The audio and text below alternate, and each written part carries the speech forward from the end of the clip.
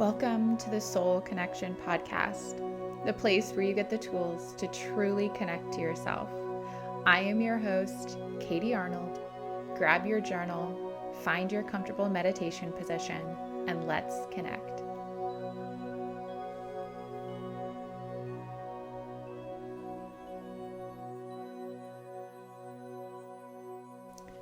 Hi, friends. Welcome to the Soul Connection Podcast. I am your host, Katie Arnold, and today is a special episode. It actually feels kind of weird to say that because today I'm really only talking about myself, but it's just special in the sense that it's not our usual content. So generally, you can expect this podcast to have a new guided meditation and accompanying journal prompt each week to help you find that connection.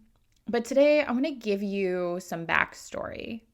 I want you to know who the person is behind the podcast over here, what got me here, and now why I'm so passionate about helping you find connection with yourself in this busy world that we're all living in. So as mentioned, I am Katie Arnold. I'm an RYT 200 yoga and meditation instructor. I primarily focus on vinyasa and restorative yoga-based practices and teaching meditation. I'm also a journaling and self-care enthusiast and creator of Studio Connection. Studio Connection is a virtual yoga and meditation studio that is designed to help you find a deep connection to yourself and reduce your stress through my 5 components of connection: meditation, mindful movement, self-care, journaling, and community. We'll get into each of those more over the course of this podcast, so we don't need to spend a ton of time on that right now. But at the time of this recording, I currently live in a suburb of Chicago, but I've lived all over the country. And as my friends and family have learned in my adult life, you really never know where I'll be next. So you could say I'm a wanderer or a free spirit. And you know what? I'm totally okay with that. I have an almost 4-year-old black lab mix named Poncho, who sometimes graces my Instagram. So make sure you keep your eye out for him there. But he is my little buddy, my walking partner, and he loves to share a healthy snack of apples and carrots with me. And he's also always at my feet and following me around, so rest assured that he's here with your meditation practices as well. And he is sitting just across from my computer right now within view as I record this for you guys, so he's always there. But let's get into my story a little bit and how I got here. And I'm going to go all the way back to my days in the music industry. So I went to college for music. I went to Berklee College of Music in Boston, Massachusetts. And I spent my entire life growing up and wanting to be a part of the music industry, kind of regardless of what anyone else thought I should be doing with my life. I was so excited to be a part of it that I was constantly in go, go, go mode trying to make things happen. I was working multiple jobs to pay my rent. I was trying to find my place in the music industry. I was traveling into New York City at least once a week to attend live shows for the bands that I had started working with and managing and booking. And oh my gosh, I was so exhausted. And one day, my friend suggested I try yoga to help with my stress. She sent me a link to yogadownload.com, and I started doing their audio yoga classes. They came with like a PDF pose guide. So that was like how I learned what all these different poses were in yoga at first. And I swear I fell asleep in Shavasana, I think, every single time. And side note here, as a yoga instructor now, we don't necessarily want you to fall asleep in Shavasana, but if you do, I usually take that as a great sign that you probably need more rest in your life. So that really rings true for this period of my life. But I loved it.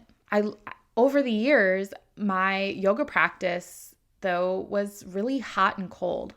I would be all in for a while and then I would take some time away, almost like I was forgetting that yoga was a thing and that it was a thing that I enjoyed and that I found really helpful. So then I would find myself once again burning the candle at both ends, working all the jobs, trying to do all the things, and really making no time for me, no time for my mental health, no time for my body to rest. And I would hit a wall and remember how much yoga had helped me and find myself back on my mat. It helped. I was grateful and I would carry on. So fast forward years of repeating that cycle, and I found myself in a new city, going through a breakup, and having one of the worst anxiety attacks of my entire life. I physically remember sitting on the ground, leaning up against the front door of my apartment, and just sobbing into my hands, like unsure how to get myself up off the ground or out of this mess. So the next day, I started looking for yoga studios in this new city. I found a hot yoga studio a short drive away and signed up for a 30-day pass. Really, to no surprise, I remembered how good it felt to be on my yoga mat. And at the end of the month, I bought a year-long membership. This was really the catalyst to me committing to my self-care in a really deep way. I attended as many yoga classes as I could fit into my schedule and really tried to immerse myself in their community. I recommitted to my daily gratitude journaling practice. I found a therapist to help me with my anxiety. And after she heard about how much yoga really helped me, she asked me if I'd ever tried meditation. And aside from just like shavasana at the end of class or maybe a moment or two of stillness at the start of a class, I never had. So I decided to give it a try. And as it turned out, the combination of all of these practices really felt like magic to my soul. Like pieces of my own puzzle were being put back into place, connected, if you will. So my practices stayed pretty consistent after that for a while. And then I found myself dating someone new. I got my yoga teaching certification, was laid off from my full-time job, and found myself hunting for a new one. And as anyone who has ever tried to look for a new job knows, it's busy. It is a full-time job. So life got really busy. I found myself skipping my morning meditation and evening journaling practices, especially on the evenings that I stayed with my boyfriend at the time. I let my movement plans shift and change based on when we were getting together. And I really let my self-care slide. And to be expected, my anxiety picked back up. When our relationship ended, I was the most heartbroken I had ever been in my entire life. I was completely devastated. But the thing is that this time I knew what to do, right? Like I knew I had to fall right back into my practices and reconnect with myself. So the following morning, I was in the gym running out my feelings. I was right back into meditating every single morning, right back into journaling every night before bed. I was showing up on my yoga mat. I was calling my girlfriends. I was doing the practices that I know I needed to do to care for myself through this time. And really, to no surprise, right? Like it helped. These practices feel like magic to me. And while I love that in the hard times and the times of stress, burnout, fatigue, overwhelm, heartbreak, like what have you, these practices pull me back together.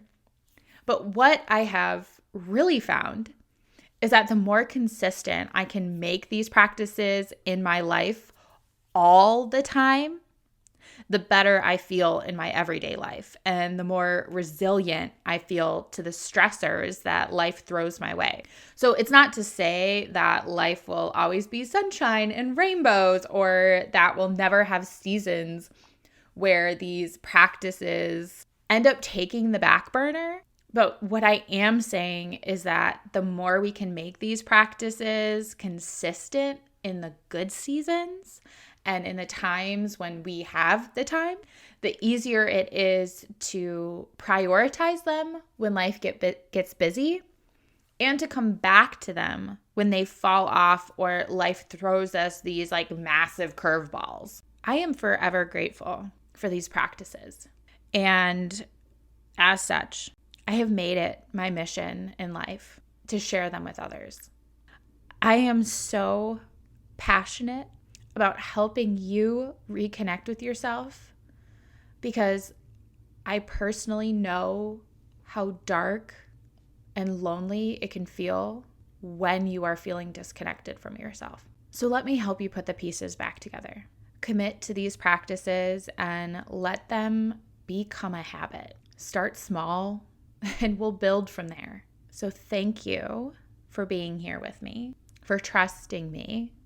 And now go ahead, grab your journal, find your comfortable meditation position, and let's connect.